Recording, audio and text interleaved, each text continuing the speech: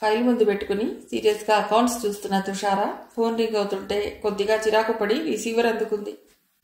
Hello, Tushara here. తమ్ముడు, ఏమిటి? కృష్ణమోహన్ కా? నువ్వు తీసుకెళ్ళకూడదు, నేను ఇప్పుడు పనిలో ఉన్నాను. సర్లే, ఓ అరగంటలో పని ముగించుకుని శ్రీకాంత్ని తీసుకుని వెడతాను. ఇంటి దగ్గరనా? రాలేక? సరే, ఓకే, నువ్వు పని చూసుకో. ఫోన్ పెట్టేసి గబగబా అకౌంట్స్ చెక్ చేసి మేనేజర్ని పిలిచి ఫైల్ అప్పగించి నేను 1 గంటలో వస్తాను అని చెప్పి బయటకు వచ్చి డ్రైవర్ని పిలిచి కారెక్కి కూర్చుంది. ముందు తిన్నగా శ్రీకాంత్ స్కూల్కి వెళ్ళి టీచర్ పర్మిషన్ తీసుకుని శ్రీకాంత్ వెంటబెట్టుకుని కృష్ణమోహన్ ఇంటికి వెళ్ళింది. డ్రైవర్, నువ్వు ఇక్కడే ఉండు అని చెప్పి దగ్గరగా ఉన్న తలుపులు తోసుకుని లోపలికి వెళ్ళింది. కృష్ణమోహన్ కోసం చూస్తుంటే ముందుగా ఎదురుగా ఉన్న మల్లిక దర్శనం ఇచ్చింది. మళ్ళీ అనవసరంగా చచ్చిపోయావు. నువ్వే బతికుంటే గనక మీ కుటుంబం మా కుటుంబం కూడా హాయిగా ఉండేవి కదమ్మా. మనకి పరిచయం కాకపోయినా ఇద్దరం హాయిగా కాపురం చేసుకుంటూ ఉండేవాళ్ళం కదా అనుకుంది లోపలే. అమ్మా, డాడీ గదిలో ఉన్నారు. శ్రీకాంత్ మాటతో ఆలోచనల నుండి తేరుకుని అటు నడిచింది. మంచం మీద ఒళ్ళు తెలియకుండా పడుకుని ఉన్నాడు కృష్ణమోహన్. మెడ వరకు దుప్పటి కప్పుకుని ఉన్నాడు. ఒత్తుగా పెరిగిన గడ్డం, చిందరవందరగా ఉన్న జుట్టు, గుంటలు పడిన కళ్ళు, పీక్కుపోయినట్లున్న చెంపలు అతను చాలా రోజులుగా అనారోగ్యంతో ఉన్నాడన్న విషయాన్ని స్పష్టం చేస్తున్నాయి. అతన్ని ఆ స్థితిలో చూసిన తుషార మనస్సు జాలితో నిండిపోయింది. అమ్మా, డాడీకి ఏమైంది? అలా పడుకున్నారు? కుర్చీళ్ళు పట్టుకు లాగుతున్న బాబు చెయ్యి పట్టుకుని, డాడీకి జ్వరం వచ్చింది, దగ్గరకు వెళ్ళి పిలు అంది. నాకు భయం. హాల్లోకి పరిగెత్తాడు. ఆ అలికిడికి కళ్ళు తెరిచి, ఎవరది అన్నాడు కృష్ణమోహన్. బాగా నీరసంగా నూతిలోండి వస్తున్నట్లు ఉంది మాట.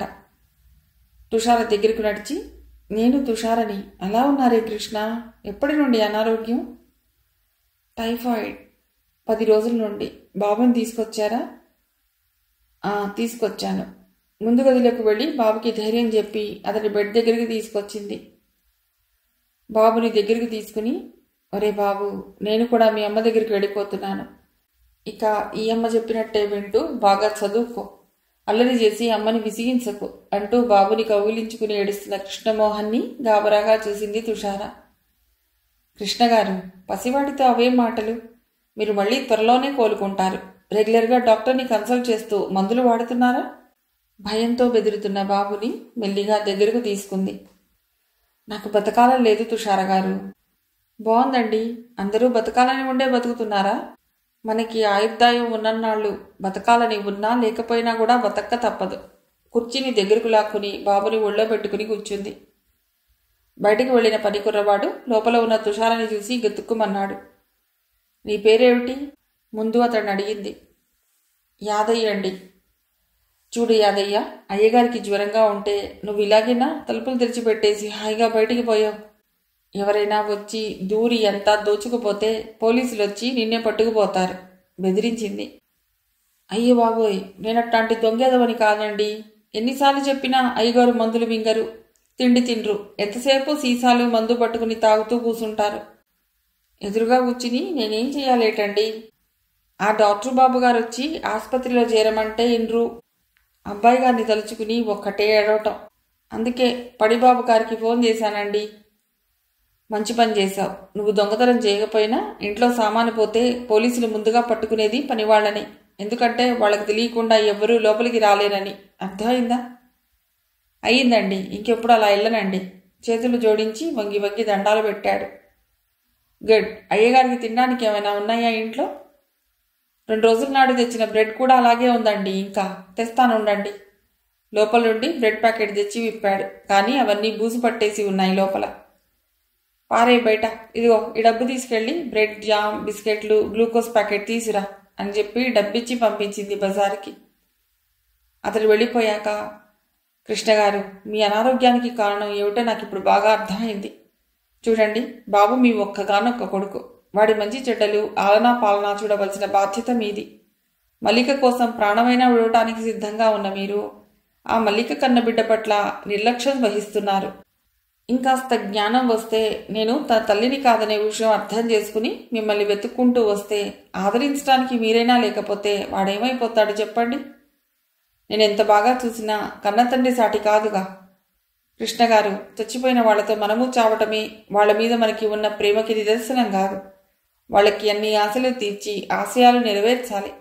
అప్పుడే వాళ్ళ ఆత్మ శాంతిస్తుంది. మీ ఆరోగ్యం బాగయ్యే వరకు బాబు ఇక్కడే ఉంటాడు. కానీ మీరు నాకు మాట ఇవ్వాలి. చెయ్యి చాపింది. మీరు అడగబోయేదేమిటో నాకు తెలుసు. తాగుడు మానేయటం నా వల్ల కాదు తుషార గారు. మొహం పక్కకి తిప్పుకున్నాడు కృష్ణమోహన్. అసలు మీకిష్టం లేదని చెప్పండి. సరే అయితే బాబుని ఇక్కడే వదిలేసి వెళుతున్నాను. మీరు తాగుతూ మీ బాబుకి కూడా బాగా తాగటం అలవాటు చేయండి. మీ కొడుకు మీ ఇష్టం. మధ్యలో నేనెవరిని మీకు చెప్పటానికి? నా మాట మీద గౌరవం ఉంచైనా మీరు ఈ దురలవాటు మానుకుని మిమ్మల్ని మీరు తీర్చిదిద్దుకుంటారనుకున్నాను. జీవితాంతం వరకు మీ కొడుకు బాధ్యత నెత్తిన వేసుకోవటానికి నేనేమీ సిద్ధంగా లేను. భార్య అంటే మీకు అమితమైన ప్రేమ ఉండి ఉండవచ్చు. కానీ మరీ ఇంతగానా? దీన్ని ప్రేమ అనరు, పిచ్చి, ఒక రకమైన ఉన్మాదం. మిమ్మల్ని ఇక ఆ దేవుడు కూడా బాగు చేయలేడు అనేసి గిరున వెనుదిరిగింది తుషార. అమ్మా ఆగు, నేను వస్తున్నా. బాబు వెంటబడుతుంటే తలుపులు మూసి బయట గడియ పెట్టేసి వచ్చి కారులో కూర్చుంది. 10 నిమిషాల్లో కారు ఫ్యాక్టరీ ముందు ఆగింది. లోపలికి వెళ్ళి ఫోన్ తీసి రూపకి స్కూల్ అయ్యాక ఇంటికి వెళ్ళేటప్పుడు వచ్చి తనని కలవమని చెప్పింది. అలవాటు ప్రకారం తన పని తాను చేసుకుపోతోంది గాని ఆమె దృష్టంతా బాబు మీదే ఉంది. 4 గంటలకి రూప రాగానే జరిగిందంతా చెప్పింది. రూపా, అతడి చేత అలవాటు మాన్పించాలంటే బాబు వల్లనే అది సాధ్యమవుతుందనిపించి వాడు ఏడుస్తున్నా పట్టించుకోకుండా వచ్చేశాను. అతడు ఏ తాగేసో పడి ఉంటే పిచ్చి వెధవ ఏడుస్తూ కూర్చున్నాడో ఏమిటో. ఆఫీస్ నుండి వస్తూ అటు వెళ్ళి చూసిరమ్మని తమ్ముడికి ఫోన్ చేయనా? తన ఆలోచనల మీద తనకి నమ్మకాలు లేనట్లు రూపని సలహా అడిగింది. చెయ్యండి. వాడు తల్లి ప్రేమ కోసం అలమటిస్తున్నాడని జాలిపడి తీసుకొచ్చి దగ్గర పెట్టుకుని చనువుగా చీర తీసుకున్నది మీరే. అటువంటిది ఒక్కసారిగా మీరు నిర్లక్ష్యం చేస్తే ఆ పసి మనసు తట్టుకోలేదు. వాడికి ఏమైనా అయితే ఆ తర్వాత మనం చేయగలిగిందేమీ ఉండదు అంది రూప. వెంటనే ఫణికి ఫోన్ చేసి జరిగిందంతా చెప్పి, నువ్వు ఆఫీస్ నుండి వచ్చేటప్పుడు అటు వెళ్ళి చూసి పరిస్థితిని బట్టి ఎలా చేస్తే బాగుంటుందనిపిస్తే అలా చెయ్యి అని చెప్పింది. రూపా, ఇంటికి వెడదాం పదమ్మా. తమ్ముడొచ్చాక నిన్ను తీసుకెళ్లి మీ ఇంటి దగ్గర దిగబెడతాడు అంది. ఇద్దరూ కారులో ఇల్లు చేరుకున్నారు. జరిగిందంతా విన్న గంగాధరం గారు, సుగుడమ్మ, తుషారనే మందలించారు. అసలు వాడి మూలంగానే నీ సంసారం నాశనమైందని తెలిసి కూడా పసివాడు పాపం బెంగపెట్టుకుంటున్నాడు అంటూ తీసుకొచ్చి నెత్తికెక్కించుకున్నాం. అప్పుడు తెలీదా నీకతను తాగుపోతని? ఎందుకొచ్చిన గొడవ ఇదంతా? నేలెక్కిపోయేది నెత్తికి రాసుకోవటం, బాధలు కొని తెచ్చుకోవటం, ఆ పిల్లవాడిని పోషించటం మనకి బరువని కాదు. నీకున్న సమస్యలు చాలకనా అంటూ సన్నసన్నగా మందలించారు. ఏమీ మాట్లాడకుండా మెల్లిగా లోపలికి వెళ్ళిపోయింది తుషార. చీకటి పడుతుంటే శ్రీకాంత్ వెంట పెట్టుకుని మరీ ఇంటికొచ్చాడు ఫణి. బాబు పరిగెత్తుకుంటూ వచ్చి తనని హత్తుకుపోయి వెక్కి వెక్కి ఏడుస్తుంటే తుషార కళ్లల్లో నీళ్లు తిరిగాయి. ఏం జరిగింది? మీరు వెళ్లేసరికి బాబు ఏడుస్తున్నాడా అడిగింది రూప. ఏడ్చి ఏడ్చి వీడు సొమ్మసిల్లిపోతే అతడేమో భార్య ఫోటో పక్కన కూర్చుని ఏడుస్తున్నాడు. నానా చీవాట్లు పెట్టి తీసుకెళ్లి ఆసుపత్రిలో జాయిన్ చేసి వచ్చాను. తన ఆరోగ్యం బాగయ్యే వరకు బాబుని మన దగ్గర ఉంచుకోమన్నాడు. ఆ తర్వాత తనే వచ్చి తీసుకెళ్తాట. చెప్తూనే బట్టలు మార్చుకోబోతుంటే, తమ్ముడు, రూపం తీసుకెళ్లి వాళ్ళ ఇంటి దగ్గర దిగబెట్టి రారా అంది తుషార. బాగానే ఉంది ఉద్యోగం, నాకు ఇంకేం పని లేదేంటి? ప్రస్తుతానికి ఇదే ఉద్యోగం. ఇంకా ఏమైనా ఉంటే నన్ను దిగబెట్టి వచ్చాక చూసుకోండి. వదినలాగా నాకు కూడా స్కూటరు, కారు నడపటం వచ్చి ఉంటే మిమ్మల్ని బ్రతిమాలనక్కర్లేకుండానే నేనే వెళ్ళిపోయి ఉండేదాన్ని. మంచిది, నేర్పుతానులే పదా. నాకు కాస్త గొడవైనా తప్పుతుంది. విప్పిన చొక్కా మళ్లీ తొడుక్కుని టేబుల్ మీద పెట్టిన తాళాలు తీసుకుని బయటికి నడిచాడు ఫణి. అతన్ని అనుసరించింది రూప. అమ్మా, ఎవరొచ్చారో చూడు అరుస్తూ హుషారుగా లోపలికి పరిగెడుతున్న రూపని చూసి నవ్వుకుంటూ లోపలికి నడిచింది తుషార.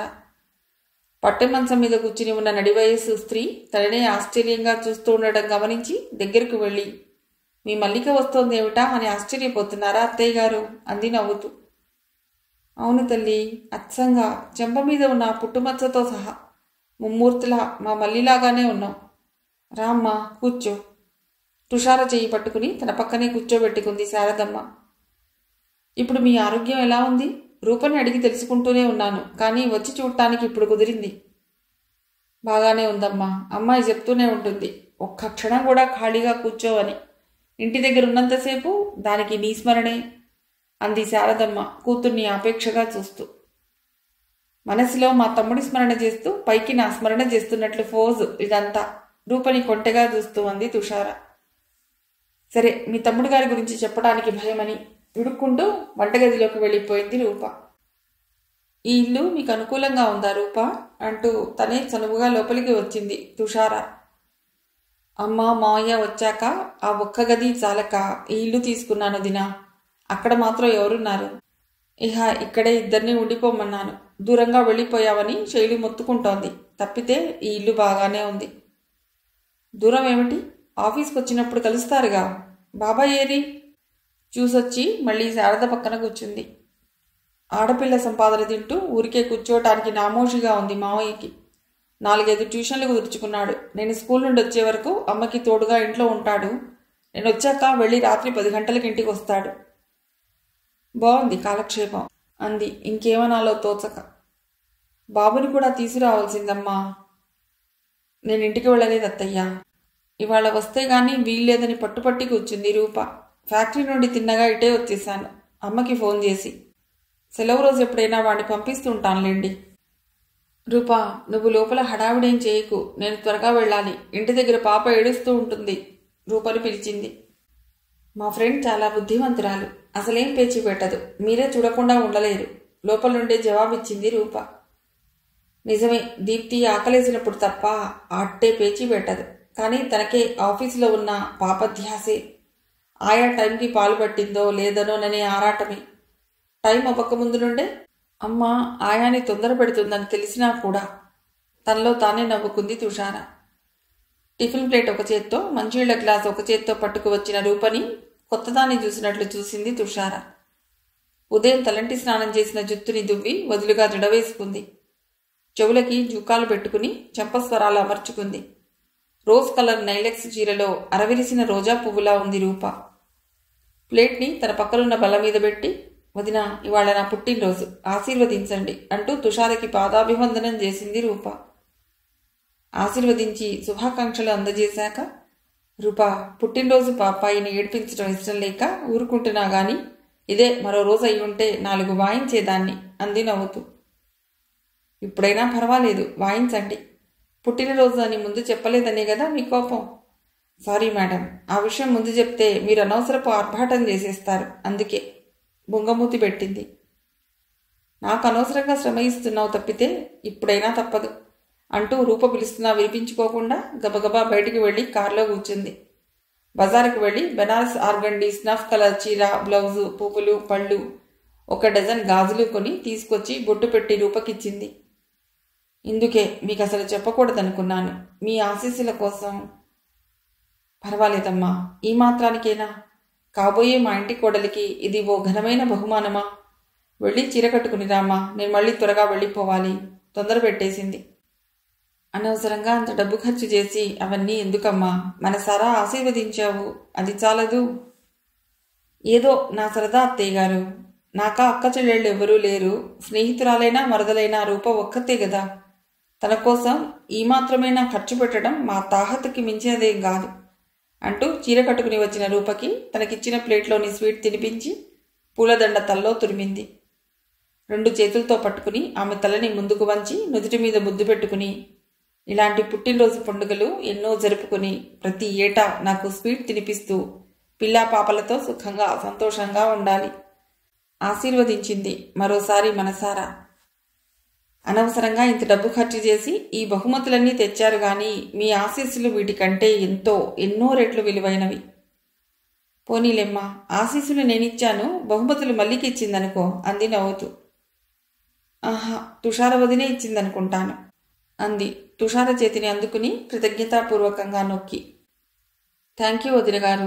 పిలవగానే వచ్చి నన్ను మనసారా ఆశీర్వదించారు. మీ అవుట్ హౌస్లో 4వ వంతు కూడా లేని ఈ ఇంటిని మిమ్మల్ని పిలవటానికి సిగ్గనిపించి ఇదివరకెప్పుడూ పిలవలేదు. అమ్మ మిమ్మల్ని చూడాలని ఒకటే గొడవ చేస్తోంది. బెడ్ మీద నుండి కదపవద్దని డాక్టర్ అంటున్నారు. ఈ విధంగానైనా మీరు వస్తారని పిలిచాను అంది. మీ ఇల్లు ఇరికైనా మనస్సు అత్యంత విశాలమైనదమ్మా. అంతస్తు చూసి మనిషికి విలువ ఇచ్చేవాళ్ళమైతే నిన్ను మా ఇంటి కోడలుగా చేసుకోవటానికి ఇష్టపడేవాళ్ళమే కాదు. అత్తయ్య గారు, మీ ఆరోగ్యం కాస్త బాగయ్యాక కారు పంపిస్తాను. మా ఇంటికి వద్దురు గాని.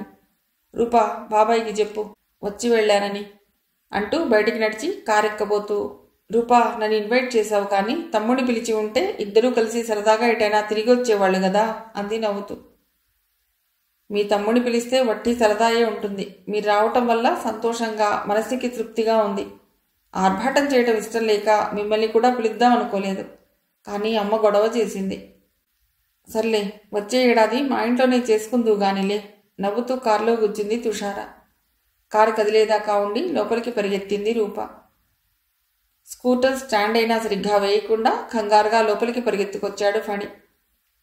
వెధవా, ఇంకోసారి ఆ మాట అన్నావంటే నాలిక కోసేస్తాను. తల్లి లేని వాడివని చేరదీస్తే నీకు పొగరెక్కిందిరా. ఇంకోసారి నన్ను అమ్మ అన్నావంటే పొళ్ళు రాలగొడతాను. రాస్కెల్. ఆవేశంతో ఊగిపోతోంది తుషార. ఆమె ఆగ్రహానికి బలైన శ్రీకాంత్ బిక్కచచ్చిపోయి గడగడా వణికిపోతున్నాడు. కళ్లలోంచి ఉబుకుతున్న నీళ్లు చెంపలంట కారి చొక్కాని తడుపుతున్నాయి. ముక్కు నోరు ఏకమైపోయింది. లేత చెంపలు ఎర్రగా కంది వాతలు తేలాయి. ఏమైందక్కా, ఎందుకు విడినలా చావగొడుతున్నావు? నీకేమైనా మతిపోయిందా? శ్రీకాంత్ని ఎత్తుకుని భుజం మీద పడుకోబెట్టుకున్నాడు ఫణి. అవునరా, నిజంగా నాకు మతిపోయింది. ఆ విధవని తీసుకెళ్లి వాళ్ళ నాన్నకు అప్పగించేసిరా. వాడి మొహం నాకు మళ్ళీ కనిపించ నీకు. అసలేం జరిగిందక్కా? అయోమయంగా చూశాడు. ఇప్పుడు నేనేం చెప్పలేను. దయచేసి నన్ను కాసేపు ఒంటరిగా వదిలే. అతడు బయటికి నడిచే వరకు ఆగి తలుపులు భళ్ళున మూసేసుకుంది. ఆయా, పాపని కాసేపు అలా గార్డెన్లోకి తీసుకెళ్లి తిప్పు. చెంగయ్య, బాబుకి కాసిని పాలు తీసురా అని చెప్పి శ్రీకాంత్ని తన గదిలోకి తీసుకువెళ్లి తడిబట్టతో శుభ్రంగా మొహం దుడిచి డ్రెస్ మార్చి పాలు తాగించి బయటికి వచ్చి, చెంగయ్య, అమ్మా నాన్నగారు ఎక్కడికి వెళ్ళారు అడిగాడు. ఏదో గుడికంట, ఇంతకు ముందే వెళ్ళారు చిన్నబాబు. సరే, ఇల్లు జాగ్రత్త. బాబుని కాసేపు బయట తిప్పి తీసుకొస్తాను. స్కూటర్ మీద ఎక్కించుకుని బయలుదేరాడు. ట్యాంక్ బండ్ మీద స్కూటర్ పార్క్ చేసి శ్రీకాంత్ చేయి పట్టుకుని పార్క్లోకి తీసుకెళ్లాడు. కొంతమంది పిల్లలు జారుడు బండ ఎక్కి జారుతుంటే బాబుని తనే దగ్గరుండి ఎక్కించి జారేటప్పుడు కింద పడకుండా పట్టుకుని కాసేపు అటు ఇటు తిప్పి ఒకచోట గడ్డిలో కూర్చోబెట్టి పల్లీలు కొని జేబులో పోశాడు. బుజ్జి, అమ్మ నేనెందుకలా కొట్టింది మెల్లిగా అడిగాడు. ఆ విషయం తలబెట్టేసరికి మళ్ళీ ఏడుపు ఎగదన్నుకొచ్చింది శ్రీకాంత్కి. ఏడవకూడదమ్మా, ఇక్కడ అమ్మ లేదుగా, నేనేం చేయదు. అమ్మని నువ్వేమైనా అన్నావా? బుజ్జగించాడు. నేనేం అనలేదు మావయ్య. మరేమో మా స్కూల్లో అబ్బాయి మీ అమ్మ చచ్చిపోయిందిట కదరా అన్నాడు. ఏం లేదు, నిన్ననేగా మా అమ్మ స్కూల్కి వచ్చింది. నువ్వు చూడలేదా? కావాలంటే ఈసారి వచ్చినప్పుడు మా అమ్మని చూపిస్తాను అన్నాను నేను. అప్పుడేమో వాడు, మీ అమ్మ చచ్చిపోతే మీ డాడీ ఆవిడ ఉంచుకున్నట. అలా ఉంచుకున్న దాన్ని అమ్మ అని పిలవకూడదుట, మా అమ్మ చెప్పింది అన్నాడు. అప్పుడు నాకేమో బాగా కోపం వచ్చింది. ఏడుస్తూ ఇంటికి వచ్చి అమ్మని అడిగాను. అమ్మేమో గట్టిగా కొట్టింది మావయ్య. మళ్ళీ ఏడుపు ముంచుకొచ్చేసింది బాబుకి. తుషారకి అంత కోపం రావటానికి కారణం ఏమిటో అర్థమైంది ఫణికి. మావయ్య, ఉంచుకోవడం అంటే ఏంటి? శ్రీకాంత్ ప్రశ్నకి ఏం సమాధానం చెప్పాలో తోచలేదు ఫణికి. ఈ బఠానీలు తిను అంటూ బఠానీలు కొని మరో జోబులో నింపాడు, వాడిని మరిపించటానికి. స్కూల్లో పిల్లలు అనుకున్న మాటలన్నీ ఇంటికొచ్చి అమ్మకి చెప్పకూడదురా. మరేమో అమ్మ స్కూల్ నుండి రాగానే జరిగినవన్నీ నాకు చెప్పాలి అంటుంది కదా. వాడి సందేహాలు తీర్చలేక తలబాదుకున్నాడు ఫణి. సర్లే, ఇంకెప్పుడు అమ్మకి కోపం వచ్చేలా మాట్లాడకేం? అలాగే మావయ్య, ఇంకెప్పుడు నాతో అమ్మ మాట్లాడదా? అమ్మ చెప్పిందిగా, నన్ను మా డాడీ దగ్గరికి పంపించేస్తావా? నేను వెళ్ళను మావయ్య. ఫణి మెడని కావులించుకుని బోరుమన్నాడు. లేదులే, పంపించను. మా బుజ్జి కదూ, ఊరుకో. అందరూ నిన్నే చూస్తున్నారు చూడు. వాడిని ఊరుకోబెట్టేసరికి తల ప్రాణం తోక్కొచ్చింది. 8 అవుతుంటే వాడిని తీసుకుని ఇంటికి వచ్చేశాడు. తల్లి తండ్రి ఇద్దరూ గాబరాగా అటు ఇటు తిరుగుతుండడం చూసి, ఏమైందమ్మా అడిగాడు ఆదుర్దాగా. అక్క గదిలో నుండి బయటికి రావటం లేదు. ఎంత పిలిచినా పలకటం లేదు. పర్వాలేదమ్మా, అక్క మనసు సరిగా లేదు, అందుకే అలా కూర్చుని ఉంటుంది. నేను పిలుస్తానుండు. ఆయాని పిలిచి బాబుకి అన్నం పెట్టమని చెప్పి శ్రీకాంత్ని ఆమెతో పంపించి, పాప ఏం చేస్తోంది అడిగాడు. ఇప్పుడే పాలు దాగి నిద్రపోయింది చిన్నబాబు చెప్పింది ఆయా. సరే, నువ్వు వెళ్ళు. ఆమెను పంపించి తుషార గది దగ్గరికి వెళ్ళి, అక్క తలుపు తీ, అమ్మా నాన్నగారు కంగారు పడుతున్నారు, ప్లీజ్ ఒక్కసారి తలుపు తీయక్క బతిమాలాడు. కాసేపటికి మెల్లిగా తలుపులు తెరుచుకున్నాయి. తుషార రూపాన్ని చూసి ముగ్గురు ఉలిక్కిపడ్డారు. కళ్ళు బాగా వాచిపోయి నెత్తుటి ముద్దల్లా పొంగి ఉన్నాయి. జుట్టంతా చెదిరి 25 లక్షణాలు చేసిన దానిలా తూలుతోంది మనిషి. అమ్మాయి, ఏమిట ఇది? ఉలుకు పలుకు లేకుండా నువ్విలా గదిలో దూరి తలుపులు బిడాయించుకుని కూర్చుంటే మేమేమైపోవాలి చెప్పు అంటూ కూతుర్ని సమీపించిన తల్లిని ఆపి, అమ్మా ప్లీజ్, నువ్వేం గందరగోళం చేయకు.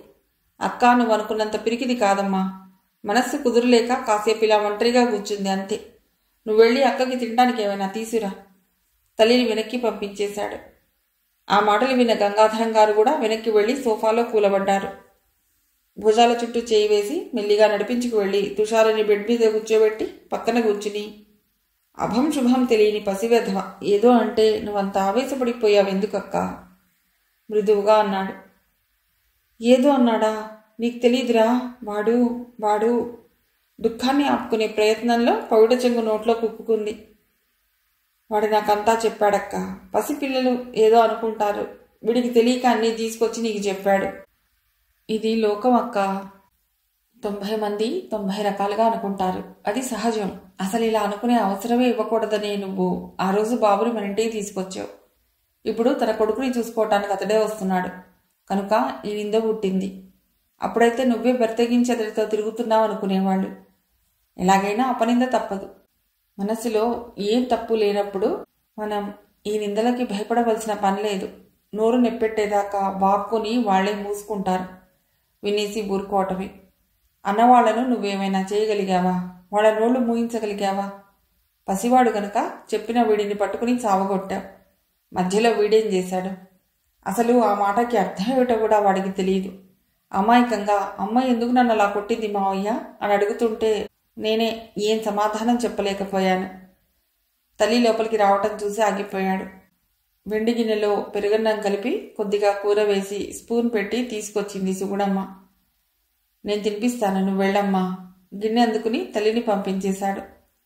ఫణి స్పూన్తో తినిపించబోతే నేను తింటానులే అంటూ తనే స్పూన్తో కొద్ది కొద్దిగా తినడం మొదలెట్టింది. తినడం అయ్యే వరకు ఫణి ఏమీ మాట్లాడలేదు. ఆ తర్వాత నిద్రపోతున్న పాపని తీసుకొచ్చి తుషార పక్కలో పడుకోబెట్టి, అనవసరంగా ఆలోచించి మనస్సు పాడు చేసుకోకక్క, హాయిగా నిద్రపో అని చెప్పి బయటికి వచ్చేసి తలుపు దగ్గరగా వేశాడు. ఏం జరిగిందిరా? భోజనం చేస్తుంటే అడిగింది తల్లి. జరిగినదంతా చెప్పాడు. అప్పుడు ముందు వెనక ఆలోచించకుండా వాణ్ణి తీసుకొచ్చి నెత్తికెక్కించుకుని ఇప్పుడు వాడేదో అన్నాడని ఏడవటం ఎందుకు? చిరాకు పడింది ఆవిడ. నీ మొహం, నీకేం తెలుసు?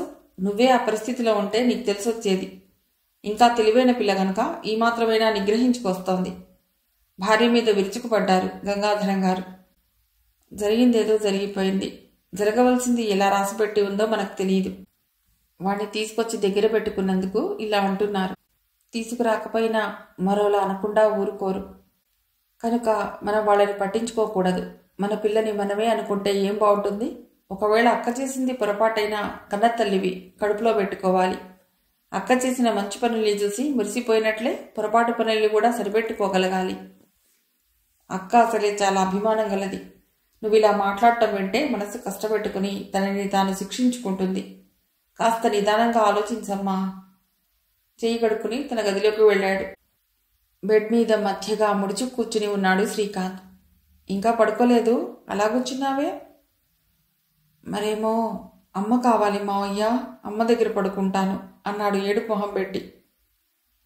ఇప్పుడు అమ్మ కోపంగా ఉంది కదా, నువ్వు నిద్రపోయాక నేను తీసుకెళ్ళి అమ్మ దగ్గర పడుకోబెడతాలే. ఇప్పుడు పడుకోమ్మా. బుజ్జి గదు పక్కలో పడుకోబెట్టుకుని, మరేమోనే నేను మంచి కథ చెప్తాను, అది వింటూ నువ్వేమో ఎంచక్కా నిద్రపోతావుట అంటూ కథ చెప్పడం మొదలుపెట్టాడు ఫణి.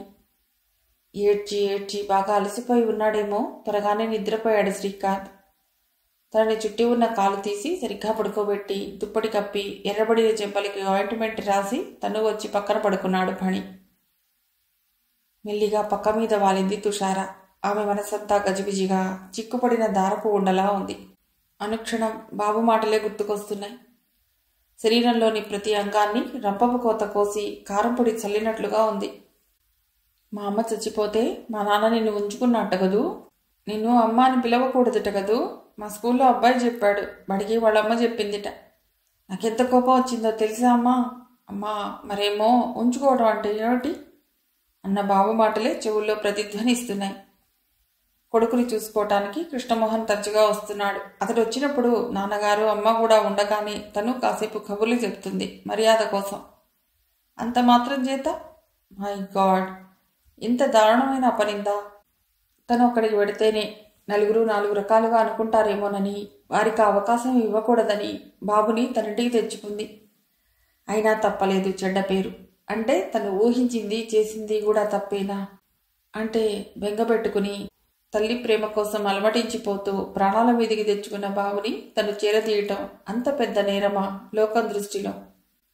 నాకు పుత్రభిక్ష పెట్టండి అని ప్రాధేయపడిన ఒక కన్నతండ్రి అభ్యర్థనని తోసిపుచ్చలేకపోవటం నేరమా? తను అలా తిరస్కరించిన నాడు బాబుని నిర్దాక్షిణ్యంగా మృత్యుదేవతకి అప్పగించి ఉంటే ఈ లోకం హర్షించేదా? అప్పుడు మాత్రం హంతకి, కసాయి, రాక్షసి అని నిందించక ఊరుకునేవాళ్ళ? డబ్బు, హోదా, అంతస్తు ఉన్నదాన్ని కనుక ఎదురుగా అనలేక చాటుమాటన కారుకూతలు కోయడమే కాక బాబు పసి హృదయంలో విషం నింపారు. ఎవరు చేశారు? ఎవరికి తన మీద అంత ద్వేషం? తను ఎవరికేం చేసిందని?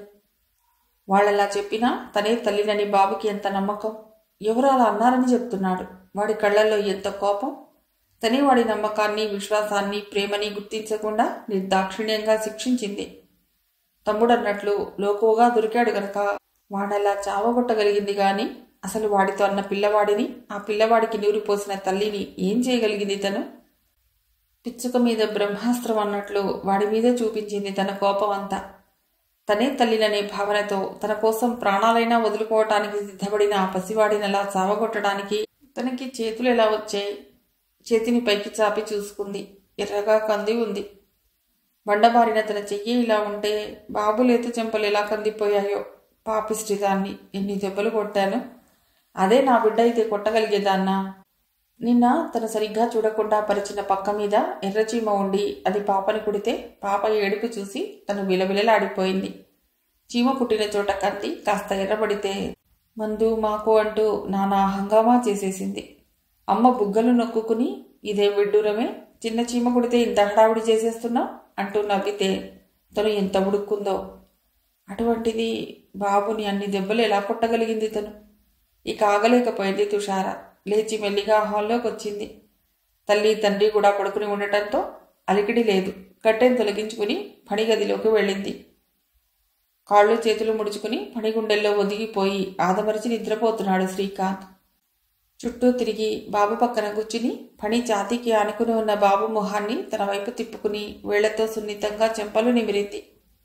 బాబుని చుట్టి ఉన్న తన చెయ్యి కదలటం వల్ల గబుక్కున కళ్ళు తెరిచిన పనికి ఆ మసక వెలుతుల్లో కూడా తుషార కళ్లల్లో నీళ్లు నిండుకోవటం గమనించాడు. అక్క, నిద్దట్లో కూడా నీకోసమే కలవరిస్తున్నాడు, తీసుకెళ్ళక్క అనేసి మరోవైపు తిరిగి ముసుగు బిగించాడు పడి. బాబుని భుజాన వేసుకుని తన గదిలోకి తీసుకొచ్చేసి బెడ్ మీద పడుకోబెట్టి లైట్ వేసి చూసింది. బూరెల్లాంటి బాబు బుగ్గల మీద ఎర్రగా వాతలు. కళ్లలో నిండుకున్న నీళ్లు జలజలా రాలి బాబు చెంపల్ని తడిపేశాయి. పాపిష్టిదాన్ని, నేను అనవసరంగా కొట్టాన్రా. బాబు తలని తన ఒళ్ళోకి తీసుకుని పదే పదే ముద్దు పెట్టుకుంది. ఆవేశం తగ్గాక లేచి బుగ్గల మీద కన్నీటి చారలు తుడిచి కొబ్బరి నూనె రాసింది. ఆ చల్లదనానికి కళ్ళు తెరిచిన బాబు భయపడిపోతూ లేచి కూర్చుని, నన్ను కొట్టద్దమ్మా, ఇంకెప్పుడు నిన్నేమీ అననమ్మా, డాడీ దగ్గరికి పంపించొద్దమ్మా అంటూ ఏడవటం మొదలెట్టాడు. వాణ్ణి గబుక్కున దగ్గరకు తీసుకుని గుండెలకు హత్తుకుని, లేదు బుజ్జి, నేను కొట్టను, మీ డాడీ దగ్గరకు పంపనమ్మా, నిన్నెప్పుడు ఏమీ అననమ్మా ఊరడించి భయం పోగొట్టి మెల్లిగా జోగొడుతూ నిద్రపుచ్చి తను రాత్రంతా జాగరణ చేసింది తుషార. షాంపూతో తలస్నానం చేసి జుట్టు ఆరబెట్టుకుంటూ గార్డెన్లో పూల మొక్కల మధ్య తిరుగుతోంది తుషార. సెలవు రోజు కావటం వల్ల పడి శ్రీకాంత్ ఇంకా లేవలేదు. కడుపు నిండా పాలు తాగించి వేడివేడి నీళ్లతో స్నానం చేయించి సామ్రాణి పొగ వేసేసరికి హాయిగా మత్తుగా నిద్రపోతోంది దీప్తి. గంగాధరం గారి స్నానం పూజ ముగించి భగవద్గీత పారాయణ చేస్తున్నారు. సుగుణమ్మ వంటగదిలో మహా హడావుడిగా ఉంది. పింకీ తుషార భుజాల మీద అటు నుండి ఇటు, ఇటు నుండి అటు గెంతుతూ చెవిలో గుసగుసలాడుతున్నట్లు కిచకిచలాడుతోంది. ఆరియారని ముంగురులు పవనుని కొంటె చేష్టలకి సిగ్గుపడుతూ తుషార ఫలభాగాన్ని అలవోకగా ముద్దాడుతున్నాయి. చిలకాకు పచ్చ నైలెక్స్ చీర మీద అదే రంగు బ్లౌజ్తో వనదేవతలా ఉంది తుషార. పింకీని చేతుల్లోకి తీసుకుని ముద్దులాడుతూ నడక సాగనివ్వకుండా కాళ్ళకి అడ్డుపడుతున్న రాకీని ప్రేమగా కసురుతూ చెట్టు దగ్గరకు వెళ్లి పువ్వుని పులకరించి మల్లెపొద పక్కగా ఉన్న సిమెంట్ బెంచి మీద కూర్చుంది తుషార. ఆకుల మీద టీవీగా నిలబడి ఉన్న నీటి బిందువులు బాలభానుని కిరణాలతో సయ్యాట ఆడుతూ వింతగా అందంగా మెరుస్తున్నాయి. ఆ వాడి కిరణాల తాకిడికి తట్టుకోలేక సిగ్గుతో ముడుచుకున్న పూల కన్నెలా కనువిందు చేస్తున్నాయి అరవిచ్చిన పూలు. అమ్మాయి గారు, కృష్ణమోహన్ బాబు గారు వచ్చారు. అయ్యగారు మిమ్మల్ని రమ్మంటున్నారు. చెంగయ్య మాటలు ఆమెని అందాల ఊహ జగత్తు నుండి వాస్తవానికి లాక్కొచ్చాయి. బాబు లేచాడా? చిన్నబాబు గారు లేపారండి. సరే, చూసి వెళ్ళమను. ఆయన బాబుని తీసుకెడతానంటే తయారు చేసి పంపించు. అయ్యగారు మిమ్మల్ని రమ్మంటున్నారండి. అవసరం లేదని నేను చెప్తున్నాను, వెళ్ళు, కఠినంగా అంది లేచే ప్రయత్నం చేయకుండానే. చిత్తం తలపాగా తీసి దులుపుకుంటూ వెళ్ళిపోయాడు చెంగయ్య. బాబు మాటలు, ఆనాటి సంఘటన గుర్తుకొచ్చాయి ఆమెకి. భయం పోగొట్టి తను మళ్ళీ బాబుని చేరదీసుకోవటానికి 4-5 రోజులు పట్టింది. మళ్ళీ అటువంటి పరిస్థితి తెచ్చుకోవాలని లేదు ఆమెకు. సాధ్యమైనంతవరకు కృష్ణమోహన్ని తప్పించుకు తిరగాలన్నదే ఆమె అభిప్రాయం. కానీ మరో 10 నిమిషాల్లో కృష్ణమోహన్ అక్కడికి రానే వచ్చాడు.